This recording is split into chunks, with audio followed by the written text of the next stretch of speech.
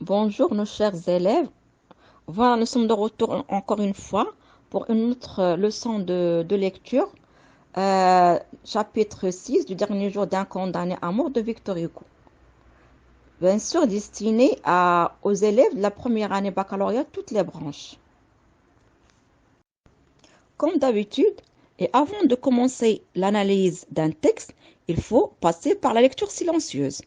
Il ne suffit pas de lire une ou deux fois le texte, il faut le lire 3 à 4 fois pour le comprendre. Alors pour commencer, et comme d'habitude, nous entamons l'analyse par l'identification du texte. Première question, quel est le genre de ce texte? Le genre est un roman à thèse, puisque notre texte est extrait du roman à thèse de Victor Hugo. Deuxième question, quel est son type? Donc c'est un texte argumentatif. Question 3. Où se passe l'action? Il se passe à Bicêtre. Depuis combien de temps le narrateur est à Bicêtre? Depuis 5 semaines. Après l'identification du texte, on passe à la situation du passage. Pour cette raison, et pour que la tâche vous soit facile, on va vous poser un ensemble de questions auxquelles on va répondre ensemble et par la suite, on procède à une récapitulation pour obtenir un texte. Première question, quelle est la demande que fait le narrateur au responsable une fois arrivé à Bicêtre? Il s'est pourvu en cassation. Deuxième question, plusieurs précautions ont été prises après l'arrivée du condamné à Bicêtre. Citez-les. Première précaution, pas de couteau. Deuxième, pas de fourchette. La troisième, la camisole de force. Troisième question, comment le condamné se comportait-il? Bien sûr, au sein de la prison. Il était très docile, très gentil et bien éduqué. Quatrième question, pourquoi va-t-on changer de comportement avec lui? Grâce à sa docilité, aux soins de l'aumônier et à son latin, on change de comportement avec lui. Cinquième question, quels sont les privilèges dont il va bénéficier? On lui enlève la camisole, on lui donne le droit de sortir à la promenade une fois par semaine et de quoi écrire. Alors, récapitulons maintenant. Après avoir été condamné à mort, le narrateur s'est pourvu en cassation. En attendant, il était dans sa cellule à Bicêtre et grâce à sa docilité, les soins de l'aumônier de la prison et quelques mots en latin, il a eu droit à la promenade une fois par jour, à enlever la camisole de force et de quoi écrire. Passons maintenant au troisième point, les axes de lecture. Le premier axe qu'on va entamer, qu'on va discuter, c'est le projet d'écrire son journal. Petit a, l'hésitation. Alors, première question, puisqu'il a les moyens d'écrire, que décide-t-il de faire? Bien sûr, le condamné. Que décide le condamné de faire? Il décide d'écrire. Je cite le texte ici, puisque j'ai les moyens d'écrire, pourquoi je ne le ferais-je pas? À qui le dit-il? Il le dit à lui-même. Je me suis dit de me dire à moi-même. Je cite toujours le texte. Que va-t-il écrire? Il rédige son journal de souffrance. Je cite toujours le texte, ce journal de mes souffrances. Prend-il cette décision rapidement? Non. Au début, il a hésité. Mais quoi écrire? Je cite toujours le texte. Pourquoi a-t-il hésité? Il hésite étant donné sa situation de condamné et son incarcération. Je cite le texte, mais quoi écrire? Pris entre 4 murailles, avec une idée de crime et de châtiment, de meurtre et de mort. Est-ce que je puis avoir quelque chose à dire, moi, qui n'ai plus rien à faire dans ce monde? Je cite toujours le texte. Alors, donc ce sont ces éléments-là qui montrent l'hésitation du condamné après avoir pensé à l'idée d'écrire. Maintenant, Le deuxième point, la décision d'écrire. Première question, va-t-il changer d'idée? Oui, je cite le texte. Pourquoi non? Puisque tout est autour de moi est monotone et décoloré, n'y a-t-il pas en moi une tempête, une lutte, une tragédie? C'est-à-dire les éléments qui montrent qu'il a changé d'idée. Maintenant, on va passer pour voir les raisons de l'écriture, c'est-à-dire pourquoi il a pris cette décision d'écrire.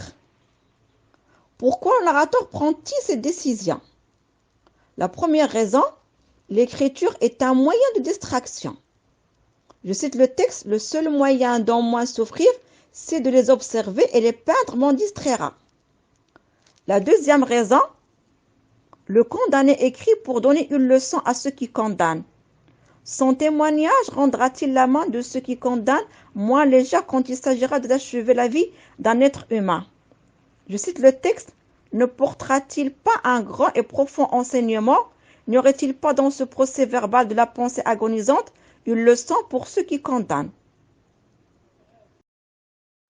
Passons à l'axe 2, la souffrance du condamné. Sous la forme d'un journal, avec l'emploi de la première personne du singulier et la focalisation interne, le lecteur est plus proche des idées et des sentiments du narrateur. C'est-à-dire que l'auteur, plutôt ici, par le biais bien sûr de son narrateur, il a préféré user de cette façon d'écrire pour être plus proche du lecteur et bien sûr pour le convaincre, le persuader, surtout ici le persuader parce qu'il s'agit de la souffrance, et bien sûr pour qu'il adhère à la thèse. D'accord? Quel est le champ lexical dominant dans cette partie, c'est-à-dire la partie de la souffrance du condamné? On va relever le champ lexical de la souffrance. Exemple de termes à mettre, d'expressions à mettre dans ce champ. Journal de mes souffrances, souffrance de l'esprit, poignante, tragédie, violent, terreur, angoisse, torture, supplice, douleur. Quelle est la figure de style qui met en valeur cette souffrance? Cette figure est la gradation. Exemple, une tempête, une lutte, une tragédie. Un autre exemple, dans les angoisses, dans les terreurs et dans les tortures. Ce journal de mes souffrances, heure par heure, minute par minute. Toutes ces figures de style, ils mettent en valeur la douleur et la souffrance du condamné qui est dans un sens croissant, qui monte bien sûr avec le temps, qui monte tant que le terme s'approche. Un autre axe, c'est celui de la mort. Quel est le champ lexical dominant dans cette partie? Le champ lexical du crime. Les termes sont châtiment, meurtre et mort, ensanglanté, tué, agonisante, condamné, autopsie, arrêt de mort.